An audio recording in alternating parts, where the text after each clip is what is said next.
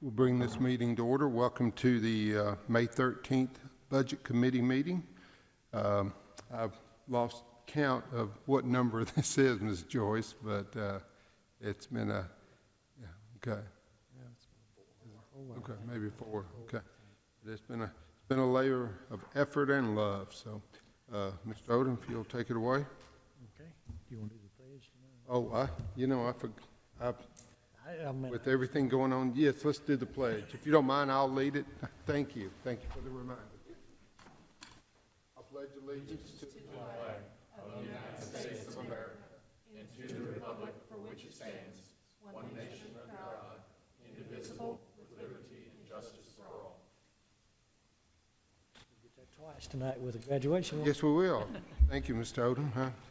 It completely slipped my mind. I apologize, but I'm grateful that you remembered. What I thought tonight, I really do not think we need to vote again tonight. You have another meeting before we have the joint meeting with Health and Ed and Budget and Finance, and revenues will change some, and revenues and expenditures could possibly change some. So one of those, for example, this is the short summary sheet, which is really the same as you received last time. If tomorrow night the commission approves the $1 million for the technology coming out of the sales tax growth, and I think they will, they asked us at the meeting the other night, does that mean $1 million would come off of that 326,530? I said yes, it would, because we're doing it earlier. That's what that's what they wanted to hear, that we would do that. So. We said, yes, we would, so we would know that number would change. Also, Jeff went to a meeting, a full day's meeting yesterday, a half-day meeting the day before with the state. The state did tell him that they would pull this Friday, upcoming Friday, ADM numbers again from their system. And so they would know the May ADM then and send them additional estimates next week, based upon those ADM figures. They did make the statement that the state system still probably has thousands of kids not counted, but so they don't have a solution for it.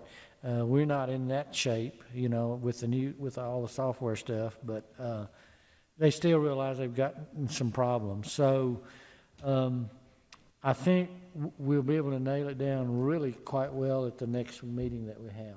But we want to explain some additional things about this one tonight, give you some more things to think, and if you want to make other changes, let's do that. So if we could, let's look at the updates, which you have a sheet for that.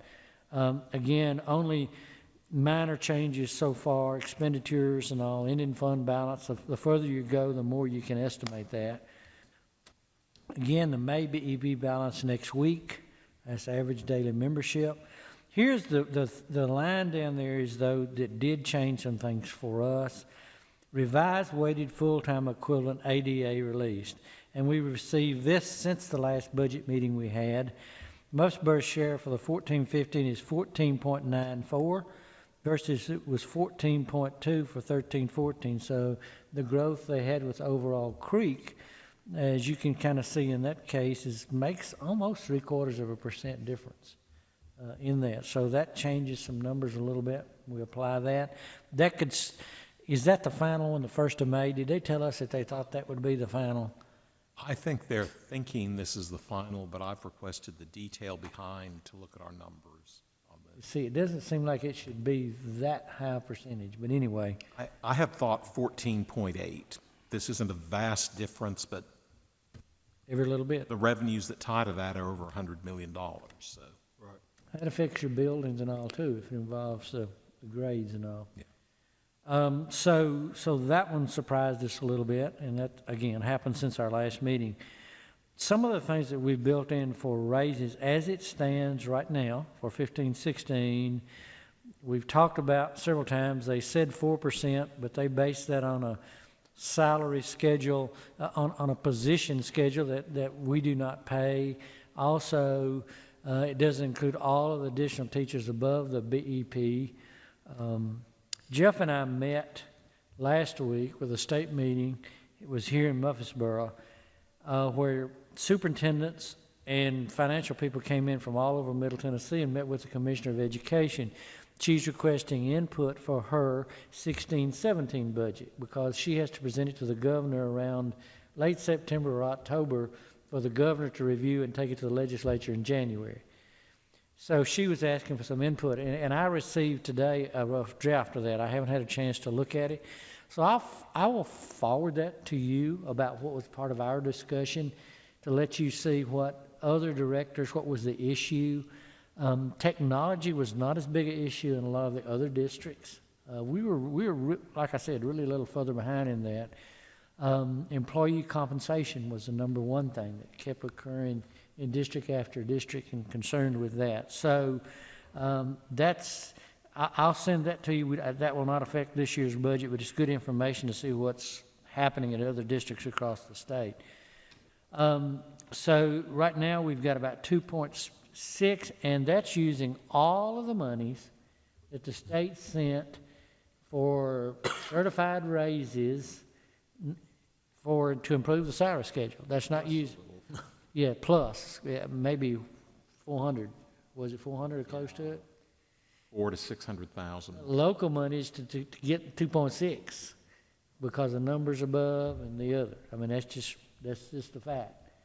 So for our teachers that's listening and those, we didn't use any of it for insurance or any of it for Social Security or any of it for any of the other retirement or anything. It's going into improving the salary schedule. And we're not using any of it for step raises. No, none for Step raises that are built into our salary schedule. At this point, we are covering totally from local revenues. And it Montgomery exists. County and others, some of them are using that for steps and all like that. But this budget, we applied it directly to try to improve our teacher salaries. And that kind of brings me to the next thing. A couple other things that's become quite interesting. Wilson County advertised for their assistant superintendent for curriculum and instruction over there, that position, which was a position I held over here, and they're advertising $114,000. We have some of our administrators have applied over there. I don't know who will get it or when. It's kind of an open thing. They haven't closed it, but it's $114,000. Our replacement, we found out that principal of a high school in Williamson County is making about $115,000. We're getting off. We are now having some competitive issues. So here's some things that we have built into this to talk about to move the assistant superintendents here, because you're going to be looking after we're gone or something. We're going to have to stay somewhere competitive. To go about 2% there from 1.28 to 1.306. The high school's under 1,500 to go to 1.32 to 1.34. Now your high schools are about 1.42 now. So it's in that range now, but we can do all the breakdown. Alternative high school is a little bit, again, that's a different scale. It hits more, got down more towards a middle school scale. It's been there for a long time. So we're recommending a 2% there. Middle schools, 1% up, and elementary schools, from 115 to 117. Other classified raises, additional 2% for the 9 higher level staff who topped out a few years ago, from about 1,070 to 1,830. This again, looking at a 2% improvement to do that. Then promotional raise for teacher payroll accountant, the person that tracks all of this, doing that, which is in the finance department. It's not everybody, but it's a move to try to deal with that. The central office piece up here was 20-something thousand, basically total, out of the 326 million, to try to make that a little bit better package. It comes out to more than that, and Jeff can tell us more probably next time, the principals thing and all. The other thing, last year we did approve an alternative pay plan. Many districts did not make a change last year. They were telling us the state, is not going to fund beyond a certain amount, no doctorates, nothing above masters. You remember all of that. A whole lot of these districts surrounded us and everywhere else, when it rolled out, kept all of those categories. So what they did, in this case, my suggestion is, again, for us to do something so we won't be so far off in that category, to set the minimum base salary equal to base pay for masters in 21 years for principals, assistant superintendents, certified central office coordinators, and supervisors. It's basically been the BS category, is basically what we've done for that. So this would improve that, changing that alternative pay plan. Doesn't help many people up here now, but it will, because they're above that now because of the number of years. But if you have to look for somebody else sometime, it's going to make a difference quickly, you know, to help some of those people. So that's a recommendation for us in that. And again, the other thing on the back side, for competitiveness, reopen our grandfathered doctorate salary lane for principals, assistant principals, central office coordinators, and supervisors. In other words, to go back, we have to present again to the state, but we have till the end of June to do that, again, so that you can attract certain people that you might want, not to cut them off with a master's degree again, but to try to go back, since other systems are doing it across the state, be competitive. And our people, and that's almost no monies now at all, because these people we got here, if they don't leave us, they're already there. I mean, they've got that. If they had a doctorate, you know, we grandfathered everybody that had those degrees that was here. So the only thing this will do would be reinstate it for a new person coming in, again, to make you competitive with the districts and all that are surrounding us. And Jeff can give us more breakdown on that, you know, how many and who, if you're interested in that. So questions kind of on 1, 2, and 3, if you want to look at that and see. Did I understand correctly that 1.42 is the factor for high schools over 1,500? It's 1.4. Is it 1.4 or 1.42? Didn't even look it up.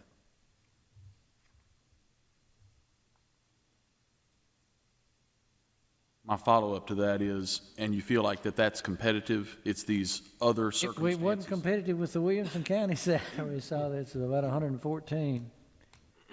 Well, Wilson County, Wilson had offered this for that new one central office position.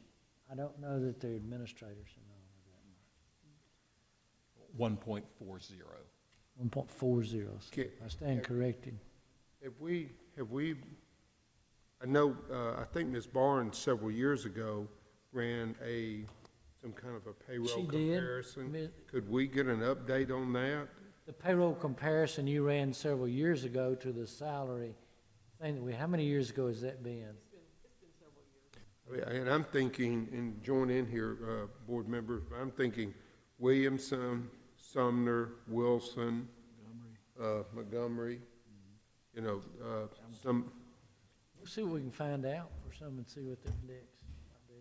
I'd like to see that visual. That'd be a good visual for us to look at and see how we compare. What did you compare? Do you recall? It's been a while.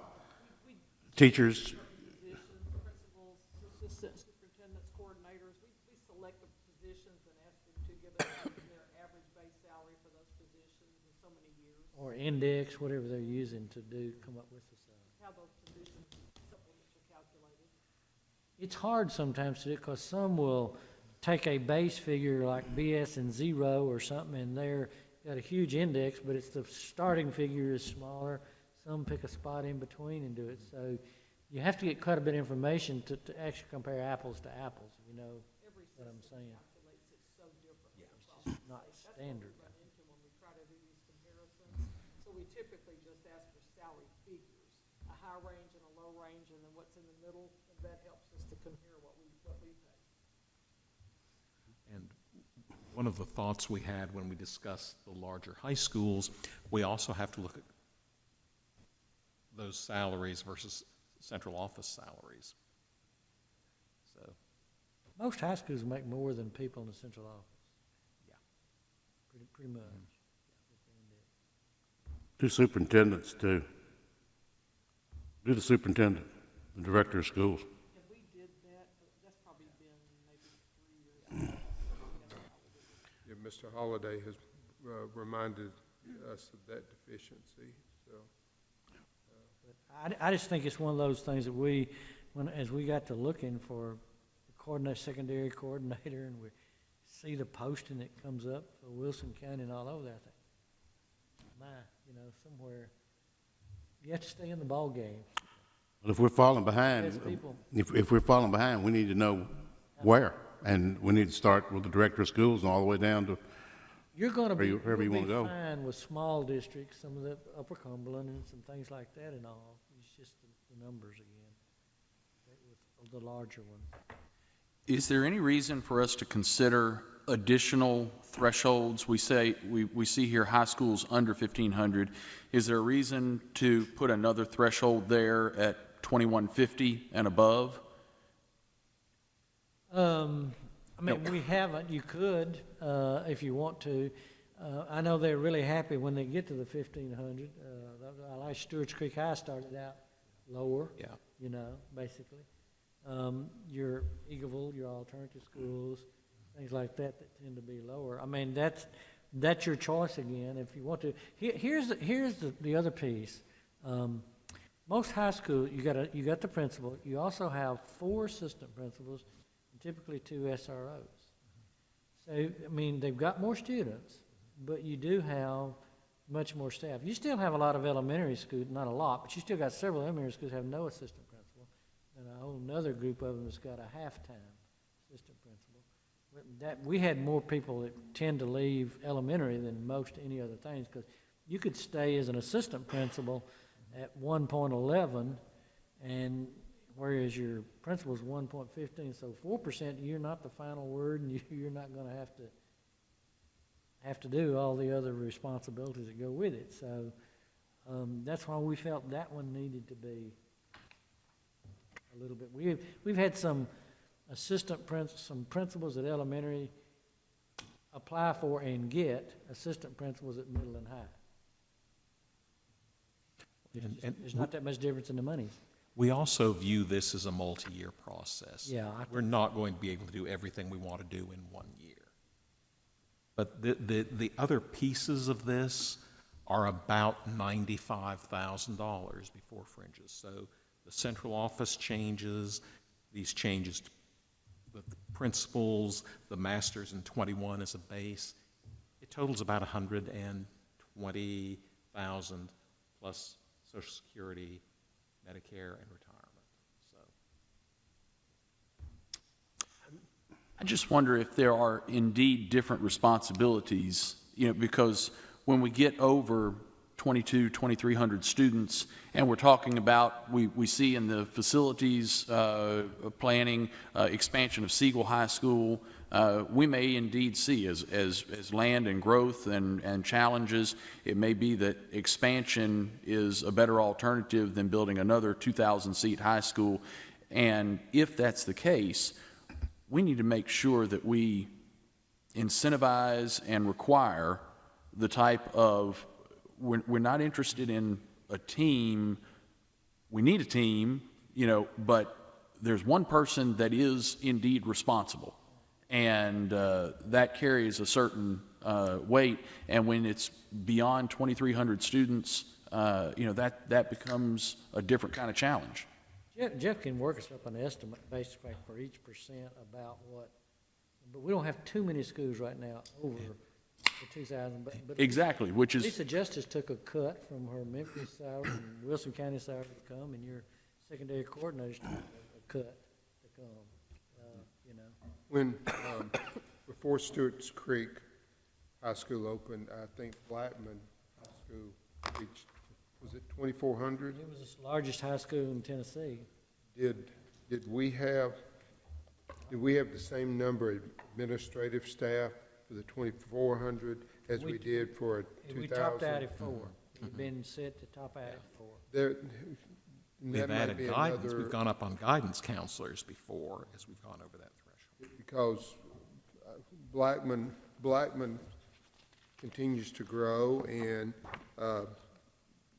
Dr. Harold thinks his freshman class is going to be 500, Within 2 years, he'll be over 2,000. so It'll take 2, but I just want us to be aware of things that we may be able to have learned about caution in delegating too much and not having that central focus that even though it's gotten big, even though we may have 4 or 5 or 6 assistant principals, there's still an expectation that one person has got to have that leadership mantle. We followed the Southern Association accreditation standards per pupil. The way they had it, once you get up to a certain number, for each 250 additional students, they added a half-time assistant principal or something like that. They went up in halves. You know, so basically, many of them maxed out on that, which was doing the old SACS thing. Of course, it's advanced ed now. They've actually dropped most of that. But they have we still follow it fairly closely, but they still have the percentage. I have a spreadsheet, which I can show you, that I still go by when looking for recommendation. It tells you the number of guidance counselors, tells you the number of assistant principals, tells you the librarians. You have to have the second one, you have to have the second librarian. They'll let you, in librarian, they'll let you, instead of librarian, get, because of technology, put a technology person in, you know, instead of maybe one more librarian, have 2 librarians. We have 2 librarians in the large high schools now. Then add, as you go up, add a technology person, which we've done pretty much with our STSs. So your high schools have full-time STSs. You got some additional STSs to help, mainly middle schools here and elementary that have half-time STSs. Could I interrupt for just a second, Mr. Odom, and welcome the chair of the Health Ed Committee, Commissioner Rhonda Allen. Pleased to have you this evening, Commissioner. If it pleases the board, if since Ms. Allen is chair of Health Ed, there's a question that comes to mind. I would certainly like, as the chair, to be able to recognize her and accept her question, if that's okay with this board.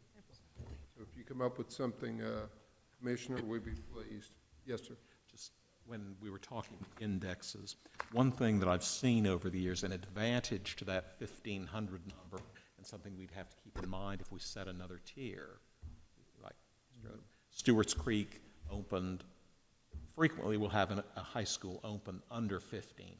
Well, okay, that's a year or two, and then they go up to the higher index. But when we rezone and open a new high school, we will have the high schools on that side of the county will probably drop. They reduce their salary. And then we would have to reduce their salary. Well, Because they would drop under, we had Oakland and Riverdale both over 2,000. okay, I didn't think that any of these go backwards. Yes. Because It's an index driven by It the was a negotiated student index enrollment. up until the collaborative conference. okay, so even though we're talking about there'll be no impact to all of these others because, you know, they've gone up, you talk about assistant superintendents and, you know, we need to do this They're not competitively. indexed to pupil number. Okay, Yeah, this is just the high school principals are the only group where there's a numeric threshold. Happens sometimes in middle, but you don't have a. But we don't have the threshold in middle. You don't Right. have an index. Yeah. Assistant principals do not go back, assistant principals do not go back when the principal does. Yes. They do go back. Well, their base is, and their index are the same. Okay? So they all go back. So, well, no, the assistant principal, it's the same if you're elementary or high school, the same index for an assistant principal. It's not based on numbers of students, though. Only high school principals are based on number of students. And that's was my next question. If we have that index for high school, and I have no problem with it whatsoever. If you're going to add 300 or 400 more teenagers into a building, and half of them are going to be driving pretty quick and all that kind of stuff, you give that principal and everybody else a whole lot more problems. I got no problem with that. But a middle school a principal you can add 300 or 400 more to them, and they get no more money. Is that correct? I'd like to, I don't like that. I don't know if we can do anything about that this year or not. But we just added on to Blackman, and we're planning to do that at some point in Smyrna if we get that middle school built. And we're looking at land at Oakland to add 300 or 400 on to that student body at some point, and Buchanan too, I believe, at some point. Typically add them another assistant principal, is what has been the past practice. So they get, We want to, but that's what we do. okay, I'm not really arguing, well, maybe I am arguing. We can add personnel if we want to, but you know, you can't go into Kroger's and say, well, I've got 2 additional assistant principal, my milk should be cheaper.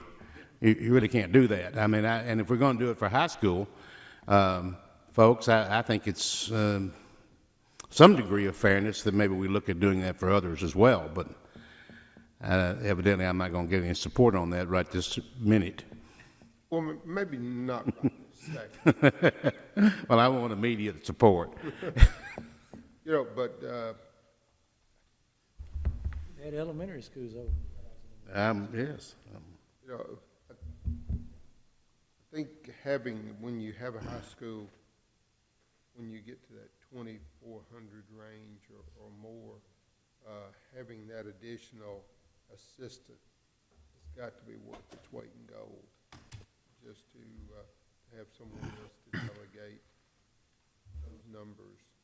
So certainly salary and benefits are certainly.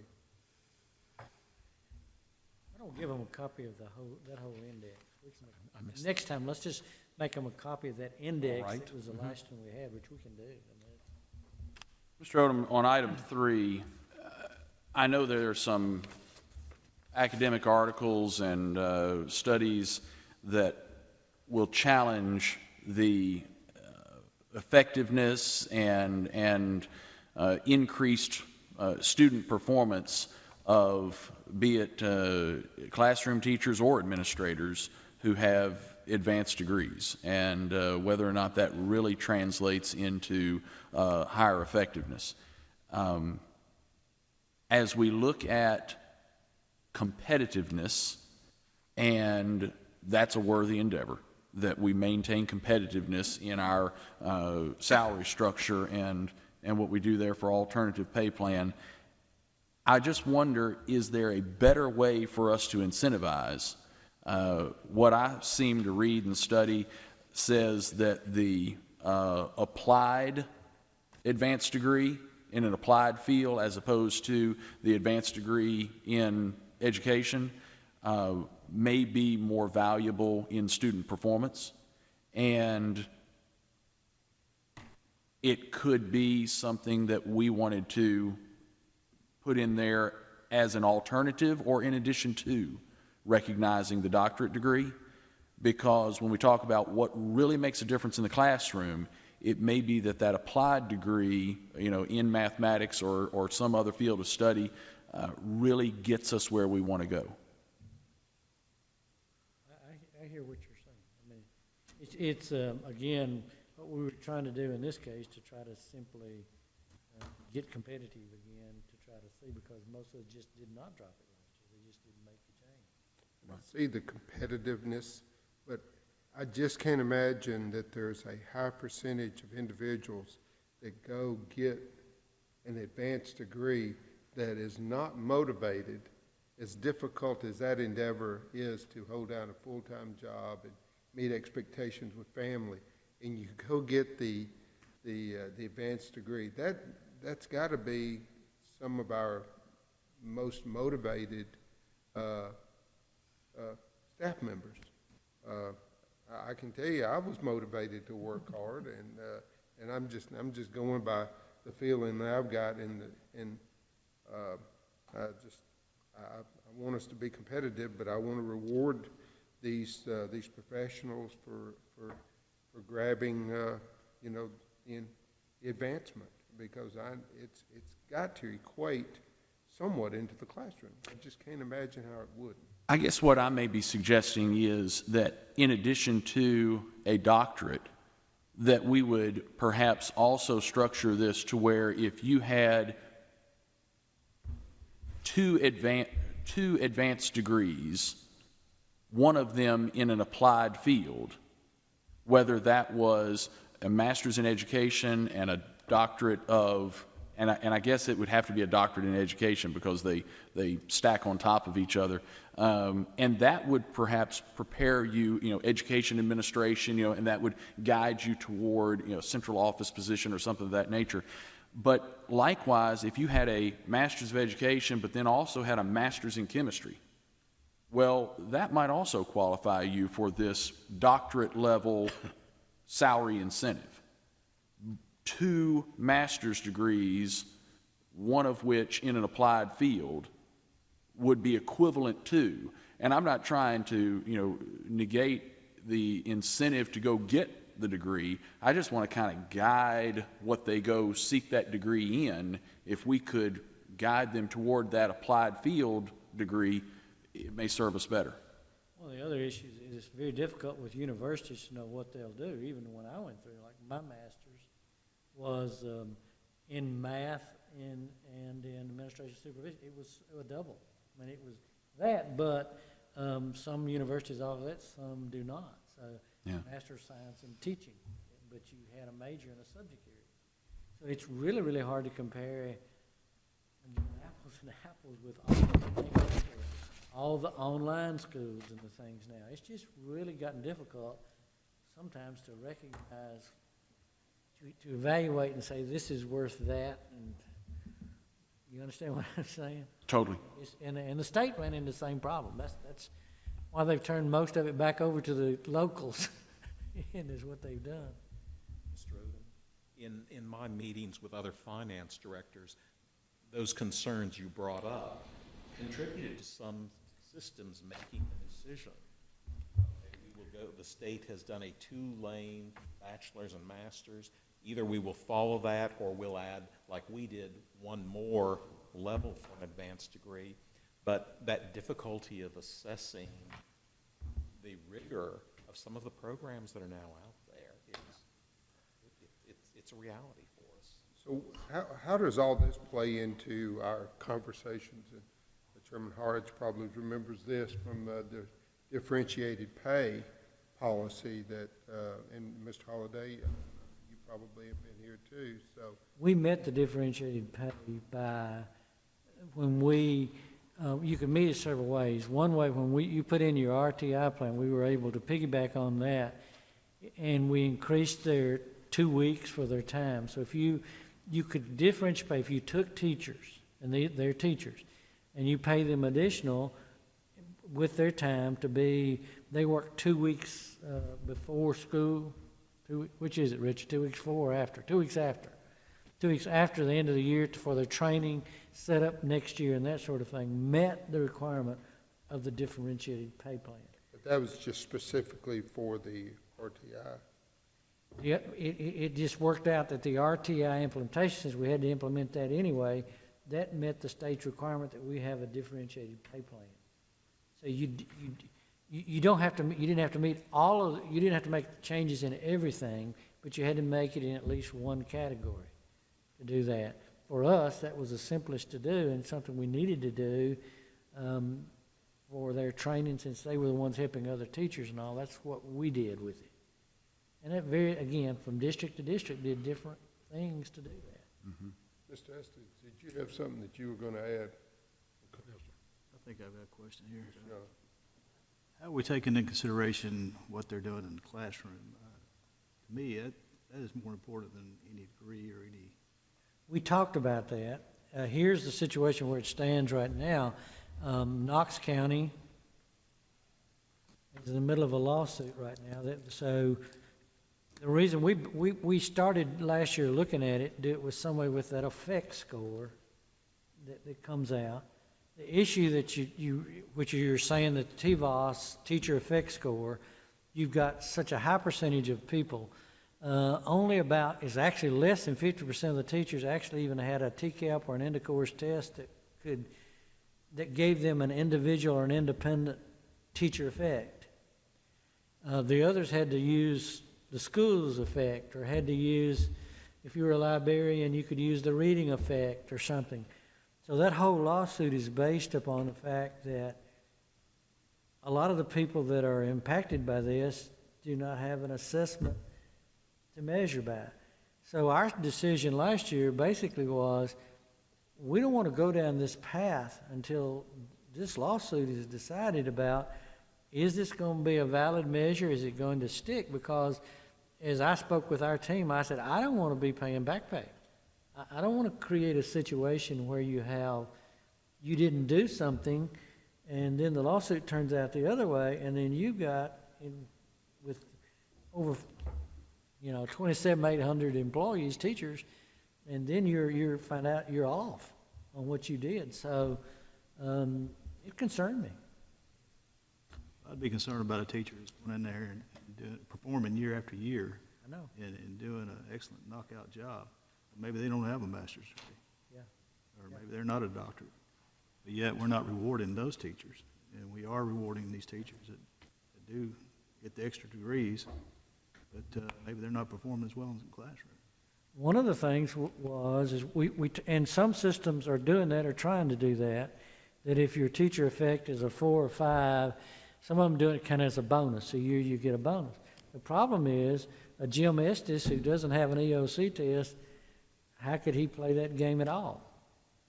I mean, it's just so complex when you look at that. It's kind of divisive with the teachers in an area that doesn't have a measure. How are you fair to them? I understand exactly what you're saying. Didn't mean to complicate things. It is complicated, though, when you go that path.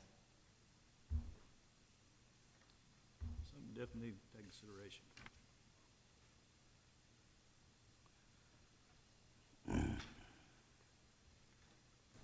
Something for you to think about. We'll come back with some, Ms. Barnes will do some research. We'll look at the whole index thing and take a look at it. Your item number 4, since I know the graduation tonight, school salary supplements and contract payments. Again, Jeff has to get your approval to do some. So the motion would be to accept as presented, but you have a list on your second page of amendments that have to be carried through. Jeff, you want to say anything about that? These are our standards pay supplements, and if we waited till next week, we wouldn't be able to get them on their May paychecks. Just to So, try to, need a it's the motion kind to of approve. budget amendments that you have all the time, only this time you got it by name, is what it is. You usually see a figure. Mr. Hodge? I make a motion to approve it. Okay, thank you. Second by Mr. Young. Any further discussion after you look over the sheet? I've got a question. Yes, sir, Mr. Estes. Why are we doing supplements and all these people are through playing? We often don't pay them. These funds are not the supplements that flow through from our GPS budget. We just have to run them through payroll. So the groups are often raising money to pay these supplements. I understand that they're paying for it, but shouldn't these have been thought of before the season started? It tends to be they get paid from money from that season. And these are all booster Yes, sir. payments that run through us. Right. Mhm. No, it's interesting. You'll have somebody paid as a booster club will pay an assistant and then turn around, well, if they'll keep the field up and cut the grass, we want to pay them X dollars to do that too. Yeah.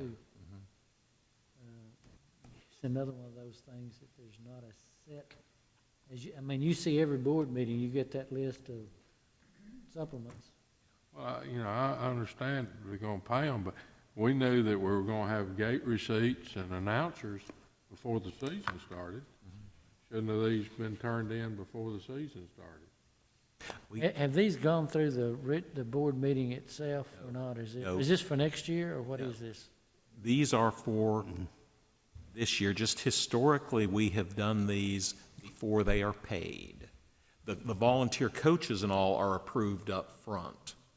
But the board voted several years ago to approve the payments before they are paid. I think Donald Jernigan was Right. the author of that. Good. Any further discussion? It was just, Mr. S., I met with softball at one of the schools today.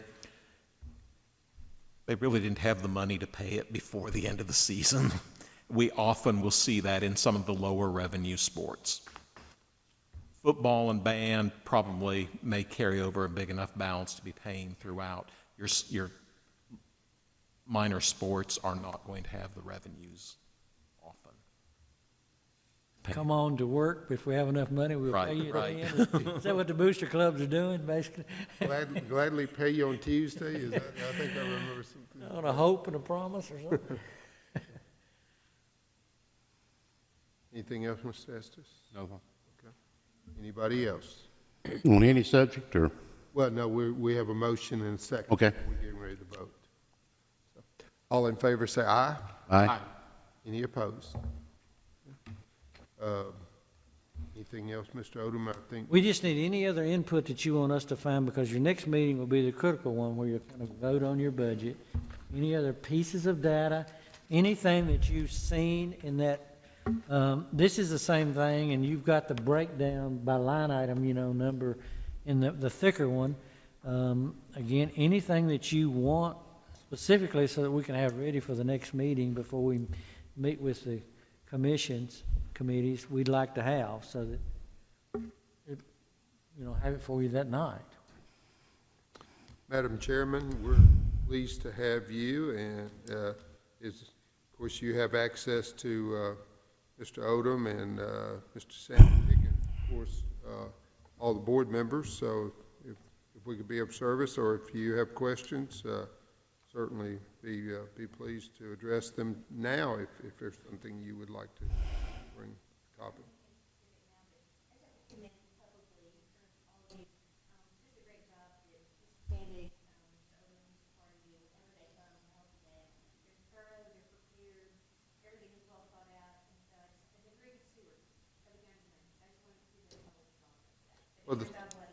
Well, they get to hang out with Miss Michaels, so she's a good example, so. One of our main things is to be transparent. We hope the committee, much easier to get what you want if the committee knows, when you got it by line item number and this is what it is, much easier to discuss it. And that's why we do the breakdown all the way to the line item. We're pleased with your attendance tonight, so thank you, Madam Chairman. Is this a non-budget item, Yes, sir. Mr. Jordan? Yes, sir. Do you have anything else, Mr. Odom? Any other board member regarding the budget? Mr. Jordan? Sometimes I think we don't look back enough, and I just wanted to thank this board and Mr. Gill, because and Mr. Holliday brought this up, I believe the last time we met about this, and it's all over the internet today, and I got a chance to study it before I came over here. But a number of years ago, when we went through this a massive change of building Buchanan and Oakland Middle, and converting McFadden and renovating it and so forth, and Magnet School, and then splitting Central and putting Central Magnet in there. One of the things that this board, of which you all are almost all members of, obviously talked a good deal about magnet schools and so forth, and one thing we pointed to was that the U.S. News and World Report had put Hume Fogg and Martin Luther King in Nashville as two of the best high schools, well, actually 1 and 2 in the state of Tennessee, and we sold that. I had a little bit to do with it, but not much. Most of it was y'all and Director Gill at that time, and the county commission went along with that, and sometime this week, Mr. Holliday can speak more, but the Central Magnet now is 4th in the state. That's terrific. Kudos to that. And every once in a while, we need to look back and see what we did. That is an But y'all did, actually. I wasn't here. Yeah, it is an excellent accomplishment, and some of the details there, somewhere around 83% of all of the students at Central Magnet School will take an AP exam during their time at Central Magnet School. That's an outstanding accomplishment.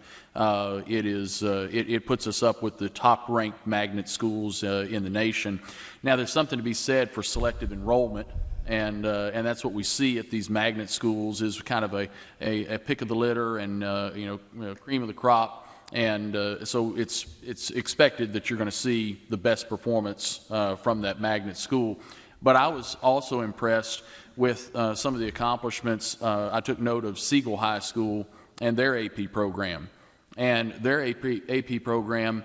While somewhere around 24% of the seniors will take an AP class, 80% of those at Siegel who take an AP class pass the test and get college credit. Now, that's effectiveness. It's one thing to be in that AP class. It's another thing to fully execute the entire process and turn it into college credit. Outstanding effort by Siegel High School there. I did take a little look in my backyard at Laverne High School, and 750 credit hours or something of that nature. And the dual enrollment program is different, and it's evaluated differently. But what they're doing there is every single student who is enrolled in a dual enrollment class has achieved college credit. And that's an outstanding program. We'll see more of that as Blackman and Central and other schools get further into the dual enrollment. And we love the fact that our higher education partners, Motlow, MTSU, and others are partnering with us to make sure that we can make that transition from high school over into college and really change lives. And the U.S. News and World Report is a rather narrow measurement. It doesn't measure because a school that has that many dual credits, that's not even a part of it. Or any of your number of other schools that have all this career and technical education and things that your kids that come out career ready and earning certifications when they exit, none of that's taken into account. So anytime you have those kind of measures, you stop back and while it's wonderful they got it, and I called them, complimented them, that sort of thing. They're going to get another one for value added next week when we have the meeting here. But gosh, you got a bunch of other high schools doing some things too. It just, they're not doing what that is measuring. Mm-hmm. We certainly are blessed as a district and a county to have an institution like MTSU and Motlow and the outreach programs that they're extending to us as a district, for our students. So parents are saving quite a bit of money, and students also. Maybe those loans won't be quite the amount that they could be.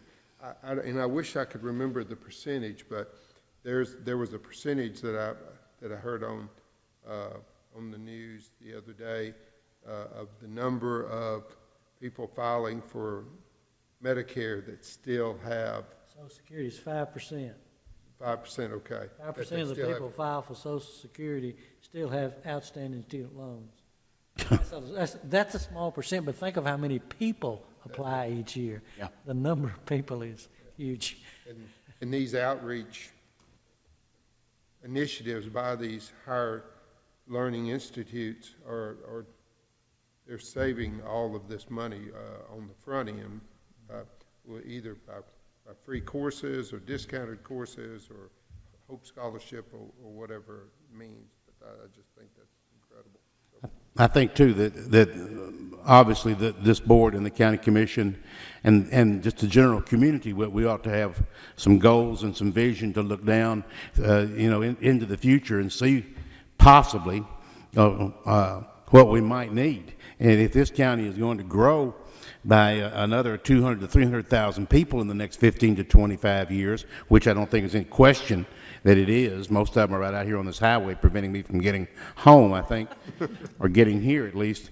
But seriously, we have Thurman Francis Arts Academy in Smyrna, and we have McFadden here, and we have Central Magnet here, and we need to at least look at some point at a magnet school in the Smyrna-Laverne area. And if we're going to grow, we're going to have plenty of students that are going to be able to fill it up. Okay, anyone else? We meet again Tuesday for work session and Thursday for regular meeting. So, pleased that you're back in town. Thank you. That had slipped my mind, so I'm pleased that you reminded us. Okay. Anything else come before this board?